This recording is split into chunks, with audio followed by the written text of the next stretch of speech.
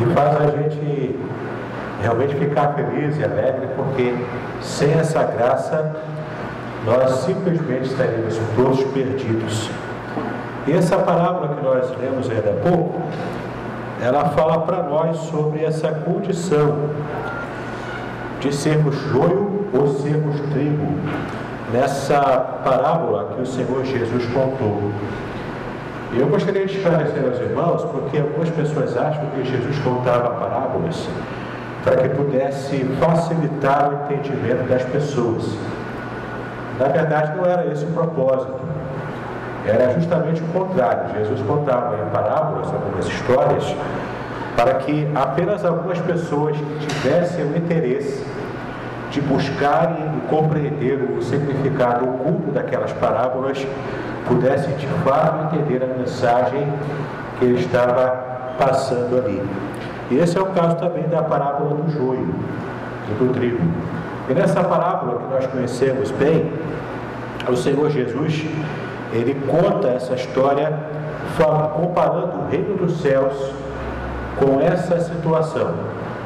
Nós temos então um homem agricultor, e ele era um homem que colocou sobre o seu campo, espalhou sobre o seu campo, semeando a boa semente, que é, segundo o linguajar da palavra de Deus, a boa semente representa um trigo, que era uma das bases da economia de Israel. Eram aquelas plantações de trigo, onde eles podiam colher as espigas do trigo e dessas espigas moer, e dessa espiga de trigo, e desse trigo moído, fazerem um pão, que era o alimento básico da cultura de Israel. Então, naquele momento, aquele homem da parábola, dessa história que Jesus contou, semeia a boa semente no seu campo. Mas olha que interessante, aqui no versículo 25 diz: enquanto os homens dormiam, veio o inimigo dele, semeou o joio no meio do trigo e retirou-se. A gente percebe aqui já no versículo 25 um primeiro detalhe que chama a nossa atenção. Enquanto os trabalhadores, inclusive o senhor daquele campo, dormia, o inimigo veio e semeou o joio. E eu fiz uma pesquisa em casa para tentar entender o que é o joio. O joio também chamado de cisânia. Ele é uma erva, uma praga, uma erva daninha, que se assemelhava ao trigo. Ele tinha a aparência de trigo. Ele podia até ter um cheiro parecido com o do trigo. Quando você olhava de longe, você achava que todo o campo estava semeado apenas com trigo. Mas quando se chega perto, você vê o joio no meio do trigo. Esse joio que foi semeado ali, ele foi semeado, em primeiro lugar, à noite, enquanto os trabalhadores dormiam. E em segundo lugar, esse joio semeado no meio do trigo, ele foi colocado ali pelo inimigo daquele dono daquela fazenda. Então nós temos aqui dois detalhes interessantes. Muitas vezes, e a gente percebe aqui no texto, o próprio Jesus depois vem explicar quem é quem nessa parábola, e a gente sabe aqui que o inimigo é o próprio Satanás, ele representa o próprio Satanás, que semeou no campo de Deus o joio, que são os filhos de Satanás. E é interessante a gente perceber que Satanás trabalha exatamente desse jeito. Ele é o inimigo, portanto ele quer ver o mal daquele que esteve plantando o trigo, e ele trabalha na calada da noite. Quando a gente menos percebe, Satanás está trabalhando para ver a nossa derrota. Eu estive ainda meditando sobre esse trecho, e eu estava pensando lá nos meus botões. O trigo, ele ocupa, o joio, ele ocupa o mesmo espaço que o trigo.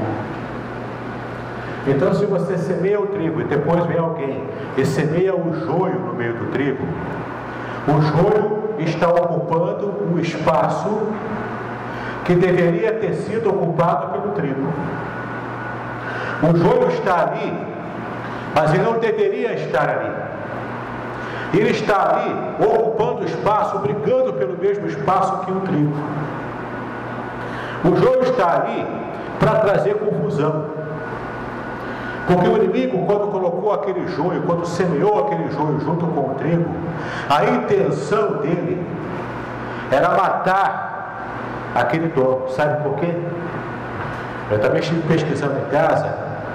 Quando o joio é misturado com o trigo e a pessoa não percebe, e colhe tudo junto e mistura para fazer a massa do pão, mistura o trigo com um pouquinho que seja de joio, aquela massa fica uma massa envenenada, porque o joio envenena.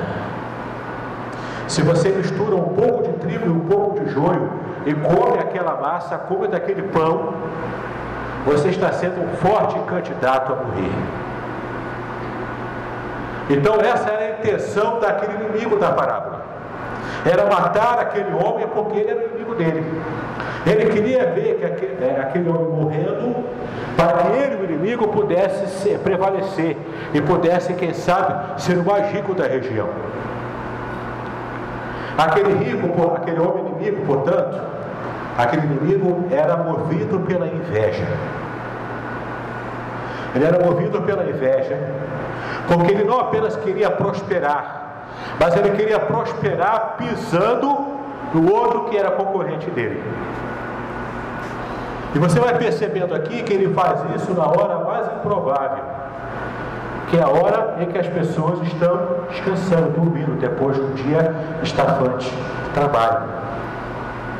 Para você perceber como aquele inimigo queria mesmo ver o mal do seu concorrente. No versículo 26 diz que a erva cresceu e produziu fruto. E apareceu também o joio também foi brotando junto com o trigo. O trigo dá o fruto, o joio não tem fruto para dar. O joio é plantado junto, ele cresce junto, mas o joio não frutifica, porque o único fruto que o joio tem é o veneno que ele exala. E você vai percebendo aqui aonde Jesus quis chegar, com essa parábola. Porque nesse contexto aqui, Jesus fala sobre a parábola do semeador. Ele fala sobre semente, compara o reino de Deus com essa semente e com o semeador. E olha que interessante que ele diz aqui, no versículo 27, os servos desse dono da fazenda, o dono da casa, quando perceberam que havia joio no meio do trigo, perguntaram para o seu senhor: olha, será que a gente pode cortar agora logo o joio e ficar logo livre dele, para deixar só o trigo crescendo? Qualquer um que fosse estabanado, que fosse afoito, ele queria: não, corta logo, então a gente quer me ver logo livre disso. Quero ver só o trigo crescendo e não esse joio maldito aqui crescendo junto.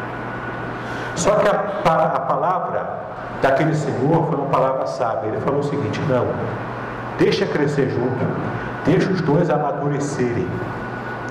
O joio vai permanecer verde e não vai dar fruto.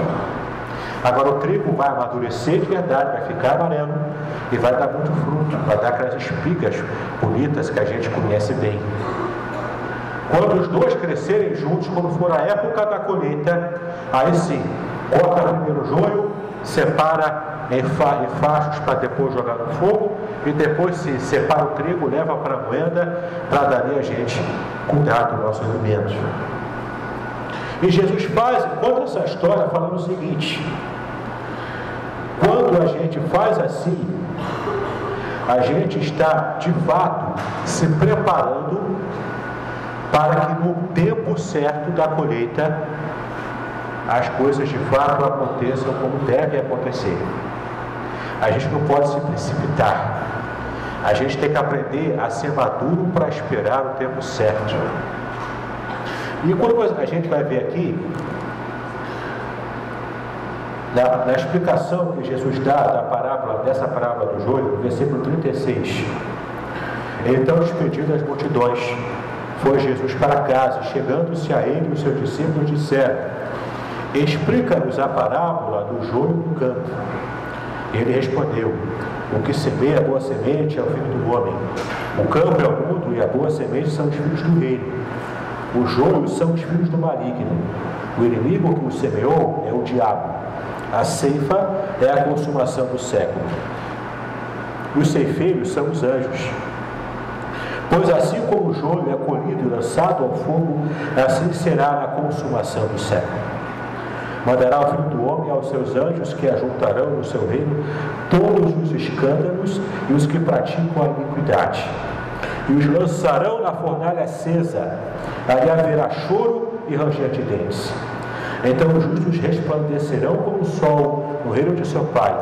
Quem tem ouvidos para ouvir, ouça. Esse texto então faz essa comparação. O próprio Jesus dá para nós a chave de interpretação dessa história que ele havia contado. E nessa chave de comparação nós temos essas duas classes de pessoas. Nós temos o joio representado pelos ímpios, que representam os ímpios, os filhos do maligno, aqueles que estão a serviço de Satanás para trazer confusão no meio da igreja. E nós temos também o trigo, que representa os filhos de Deus, aqueles que foram chamados por Jesus, chamados por Deus, para fazerem a obra do Senhor nessa terra. E em muitas igrejas locais, nós temos percebido esse joio misturado no meio do trigo. E assim como a cisânia, assim como o joio é venenoso, essa mistura de ímpios, juntamente com cristãos, no meio de uma igreja local, também traz veneno, caso o joio cresça e prevaleça sobre o trigo. Caso os ímpios, os filhos de Satanás, que estão infiltrados no meio do corpo de Cristo, caso eles cresçam e prevaleçam, essa mistura será uma mistura venenosa para esse corpo de Cristo local. E a gente vai percebendo aqui qual é a importância do que Cristo contou ao dizer essa parábola. Ele estava dizendo o seguinte: não compete a nós, aqueles que se consideram o trigo do Senhor, não nos compete querer fazer essa separação antes do tempo. Em primeiro lugar, não compete ao pastor da igreja ou ao irmão qualquer da liderança da igreja que esteja querendo separar, não, fulano é joio, fulano é trigo. Não compete a nós fazermos isso. Compete sim, como o Senhor disse, aos anjos. Porque quem vai separar joio de trigo é Deus, que vai dar a ordem aos anjos e esses farão a separação. Não cabe a mim ou a você julgarmos hoje qual o coração de cada um. Porque hoje quem parece ser trigo, quem parece ser joio, pode amanhã de fato se revelar o trigo. E muitas vezes quem hoje, pela aparência, a gente acha que é trigo, Deus que sonda o coração sabe se ele é joio que está misturado no meio do trigo. Nós não temos condição de saber quem é quem, porque nós não somos oniscientes. Nós não sabemos de tudo. Nós não conhecemos cada detalhe, cada aspecto da vida dos nossos irmãos. Como igreja do Senhor, nós não sabemos quem de fato está a serviço do Mestre e quem está aqui apenas para trazer confusão, apenas para trazer a morte. Então não compete a nós fazermos essa separação. Apesar de que muitas vezes a gente entende errado aquele texto que Jesus disse: não julgueis para que não sejais julgados. Ali Jesus se refere não ao juízo de um modo geral, mas se refere ao juízo temerário, ao juízo em que a gente simplesmente discrimina o outro sem conhecer os detalhes, em que a gente discrimina alguém movido pelo preconceito, movido pela aparência, movido muitas vezes pelas pressões que recebemos de outras pessoas, e acabamos fazendo um coro e repetindo os mesmos julgamentos que os outros fazem, sem de fato conhecer. Mas em 1 Coríntios, capítulo 5, você vai ver ali que numa situação de pecado escandaloso, Paulo diz que os líderes da igreja estavam pecando, porque não estavam tratando com seriedade aquele caso do irmão faltoso que estava tendo relações sexuais com a esposa do seu próprio pai.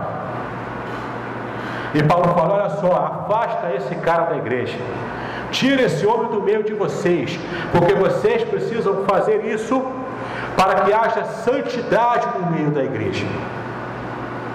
E às vezes a gente se esconde atrás de uma interpretação errônea da palavra e diz: não, eu não posso julgar, então deixa o irmão continuar pecando e deixa que Deus vai tratar dele. É claro que Deus vai tratar, mas também cabe à igreja local estar julgando nesse ponto, com conhecimento de causa, com direção de Deus, para que esteja purificando a igreja.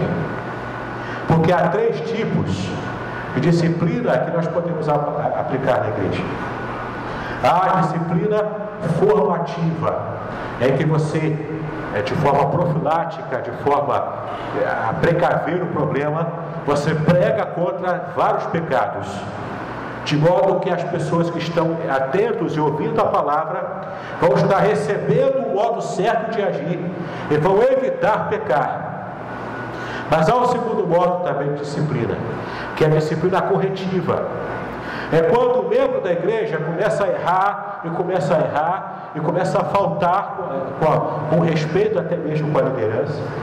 Então a liderança, ela é obrigada a chegar para esse irmão e seguir aqueles critérios que Jesus ensina, de falar com esse irmão, de orientar esse irmão, de buscar salvar esse irmão, resgatar esse irmão. E caso esse irmão seja contumaz no erro, caso esse irmão queira permanecer errando e pecando, então vem a terceira forma de disciplina, que é a disciplina conhecida como disciplina cirúrgica, em que você, com o coração pesado, com a mente machucada, com o coração machucado, mas você é obrigado a extirpar aquele problema da igreja.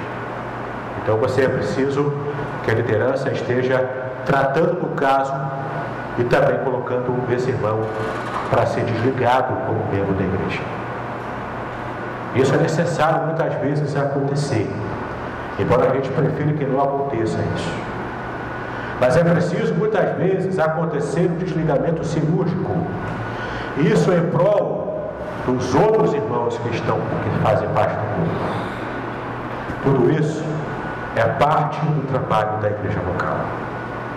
Agora, do ponto de vista espiritual, nós só podemos aguardar o tempo final para que Deus dê ordem aos anjos e eles sim façam a separação de joio e trigo. E nesse momento, quando Deus ordenar no tempo certo, então sim, o que é trigo, quem é filho de Deus de verdade vai resplandecer. E quem é joio vai ser simplesmente queimado, porque nele não há fruto, porque nele não há vida. Esse texto, queridos, continua falando o seguinte: a gente percebe muitas vezes Satanás agindo em nosso meio,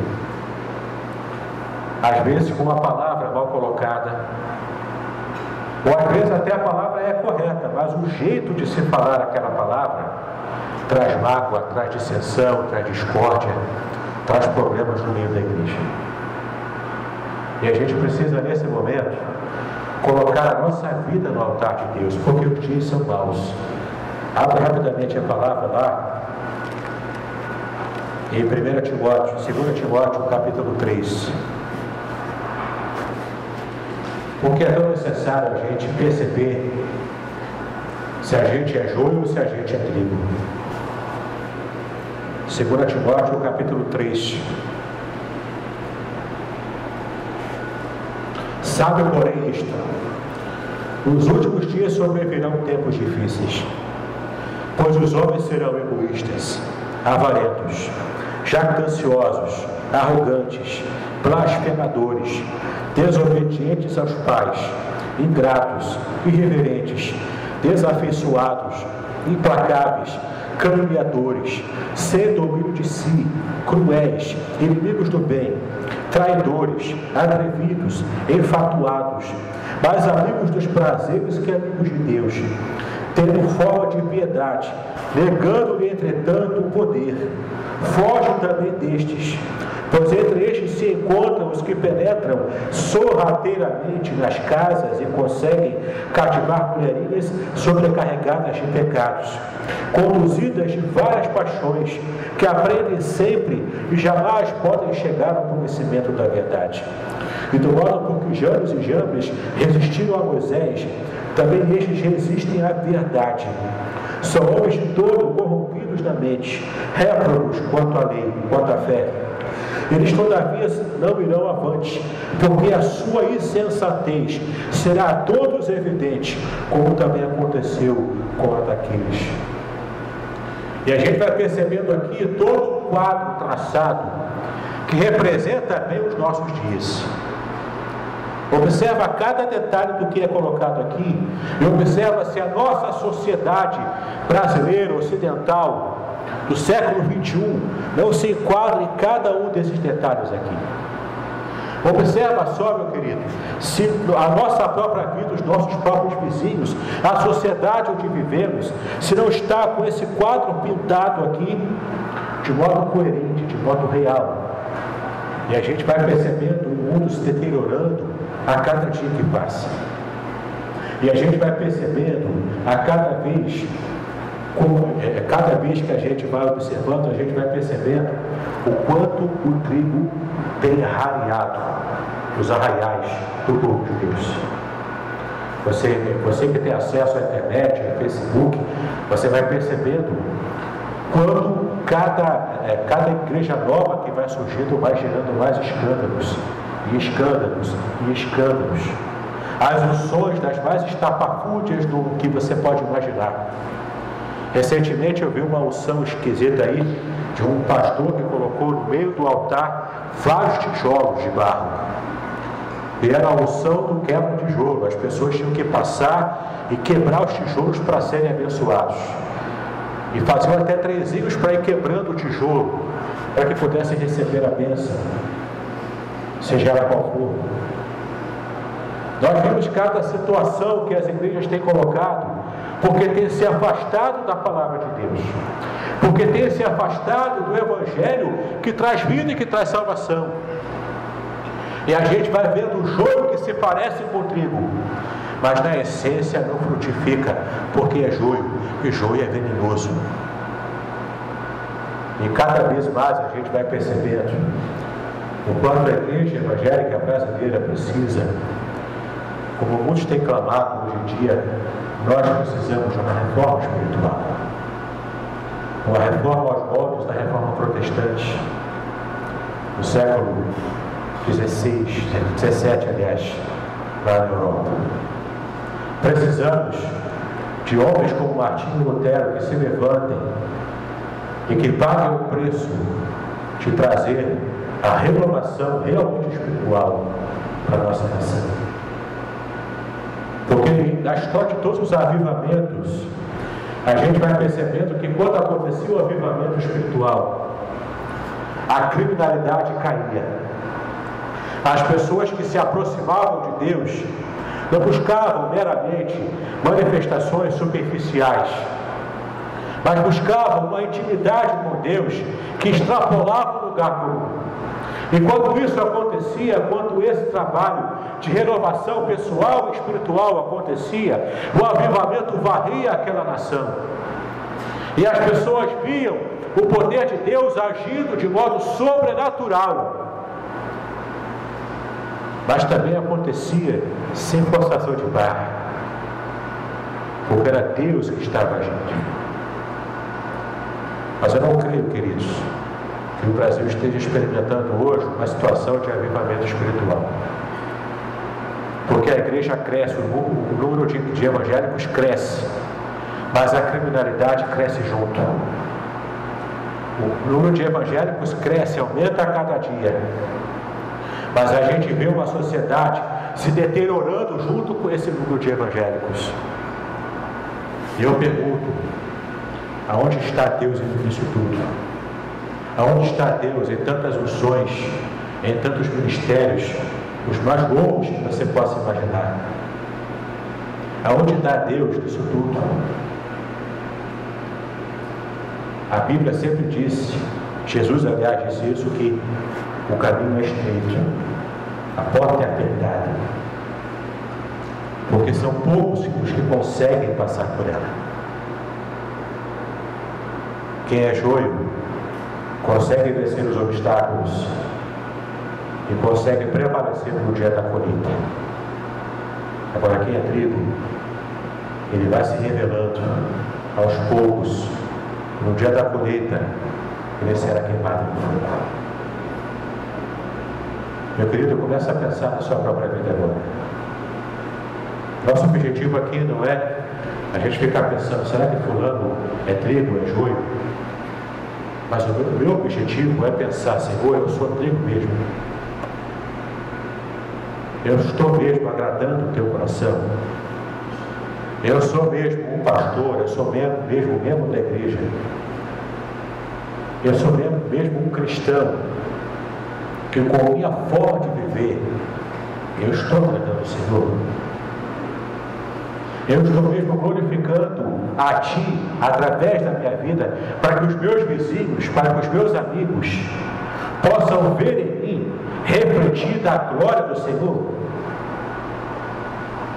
Ou eu sou só mais um gospel, só mais um evangélico, só mais um que muitas vezes grita aleluia da boca para fora, mas que lá no coração está tão vazio quanto o ímpio que está lá fora e que faz tantas coisas que a gente fica escandalizado. Reflita sobre isso, que a gente possa pensar na nossa própria condição espiritual. O fato de eu estar aqui na igreja, plantado na igreja, não significa que eu seja trigo. Porque o joio também estava semeado no mesmo campo que o trigo. O fato de eu estar frequentando a igreja domingo após domingo, e às vezes até no dia de semana, isso não quer dizer que de fato eu tenha tido uma experiência de transformação. Porque em Romanos capítulo 12, versículos 1 e 2, Paulo diz: rogo-vos, pois, irmãos, que apresenteis os vossos corpos em sacrifício vivo, santo e agradável a Deus, que é o vosso culto racional. E não vos conformeis com este mundo, mas transformai-vos pela renovação da vossa mente, para que experimenteis qual seja a boa, agradável e perfeita vontade de Deus. Se somos membros de uma igreja evangélica, se conhecemos a palavra, se nós simplesmente adoramos a Deus aqui nos cultos públicos, mas se a nossa mente não está transformada, não está cativa à mente de Cristo, nós simplesmente precisamos reavaliar a nossa condição espiritual, se de fato somos trigo ou se somos apenas um joio que está semeado no meio do trigo. Eu convido você nessa hora a estar abaixando a sua cabeça e a estar orando. Se você se sentir à vontade para fazer isso, você pode também se ajoelhar nesse momento. Mas o importante é que você coloque a sua vida à vontade de Deus. Você que não conhece a palavra de Deus ainda, você que ainda não teve uma experiência de salvação com o Senhor Jesus, essa é uma oportunidade especial para você.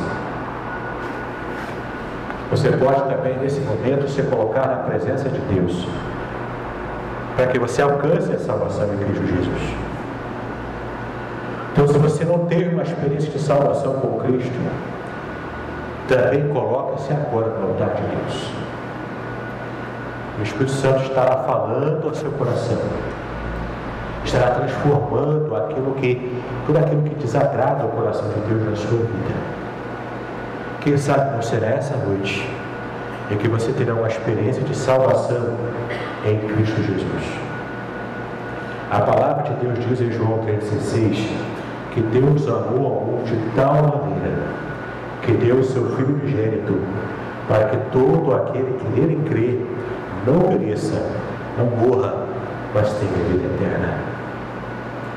Essa pode ser uma noite de salvação para você. Essa pode ser uma noite de vida eterna, onde você vai ser transformado de joio venenoso para trigo que alimenta, que abençoa. Em especial você que já é cristão, você que já é membro da nossa igreja, que já frequenta, ou talvez até uma outra igreja que você faz parte. Quem sabe essa palavra também não mexeu com você, algo que você tem praticado no seu dia a dia, que tem trazido vergonha ao Evangelho de Cristo. Em nome de Jesus, coloque-se agora também no altar de Deus. Fala com o teu Deus agora, confessa diante dele o seu pecado. Confessa diante dele a sua atitude e displicência para com a palavra de Deus. A sua atitude de engano ao aceitar filosofias vãs, ao aceitar o tipo de pensamento, o tipo de atitude prática da vida que de fato não procede da palavra de Deus. Porque essa palavra, queridos, é a nossa fonte de regra, é a nossa regra de fé e de prática, é a nossa fonte de fé. Se não temos prazer em conhecer a palavra de Deus, dificilmente seremos transformados. Ou você está simplesmente satisfeito com o tipo de vida que você tem.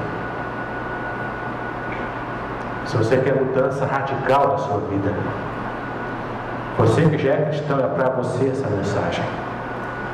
Se você quer mudança radical na sua vida espiritual, na sua vida cristã, peça ao Senhor, porque Ele é o único que pode transformar o joio em trigo. Ele é o único que pode fazer essa transformação. E de uma semente de morte, você vai se transformar em uma semente que representa essa vida do Senhor Jesus Cristo. Essa vida que vivifica para toda a eternidade. Pai querido, nós estamos em Tua presença nesse momento. Nós colocamos diante de Ti, Senhor, aqueles que nesse momento estão falando contigo. Talvez alguém, ó Pai, que tenha recebido essa mensagem e que tenha entendido pela primeira vez que ele precisa, Senhor, se entregar a Ti para ter a sua vida transformada e receber a salvação em Cristo Jesus.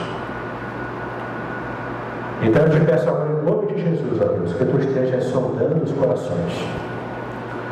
E se há, Senhor, alguém que se entrega nesse momento a Ti, para que Tu venhas a salvá-lo, ó Pai, eu te peço em nome de Jesus, que o Senhor esteja trazendo a Tua salvação para essa vida, Pai. E que ele possa desejar, ó Pai, continuamente estar na Tua casa, aprendendo da Tua palavra e sendo, Senhor, a cada dia transformado pelo Teu poder. Senhor, eu também te peço agora em nome de Jesus por aqueles Teus servos que muitas vezes, ó Pai, nos enganamos porque nós entendemos que somos trigo, mas somos sábios, ó Pai, se em nosso coração há a semente venenosa do joio. Mas nós te pedimos agora, Pai, que Tu estejas também sondando o coração dos Teus filhos nessa hora.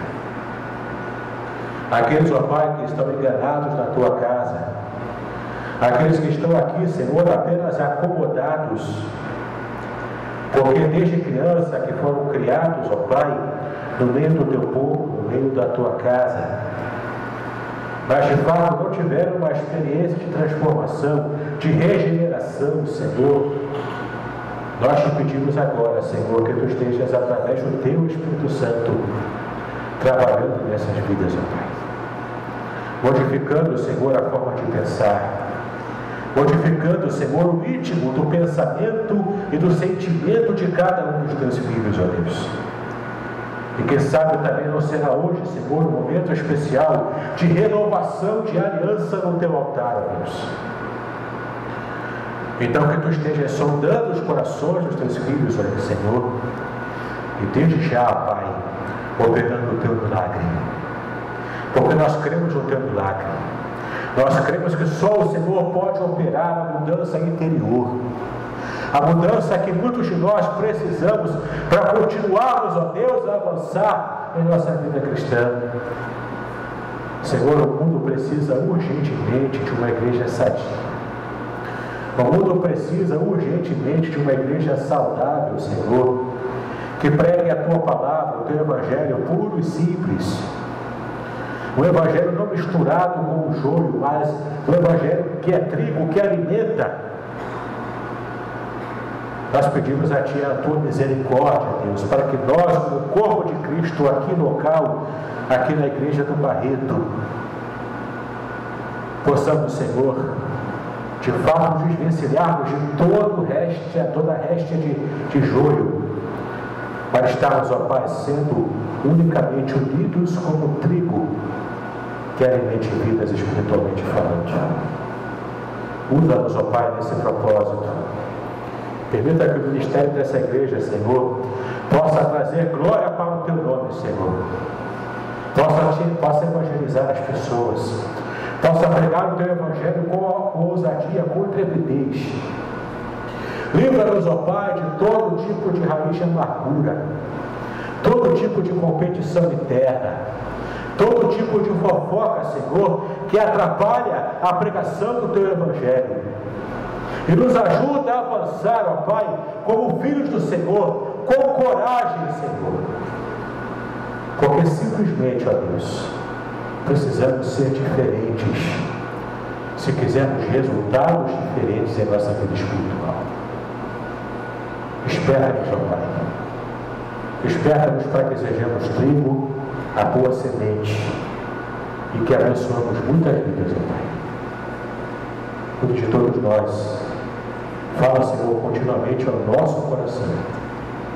Nós assim pedimos a Ti em nome do Senhor Jesus Cristo, hoje e para todo sempre. Amém.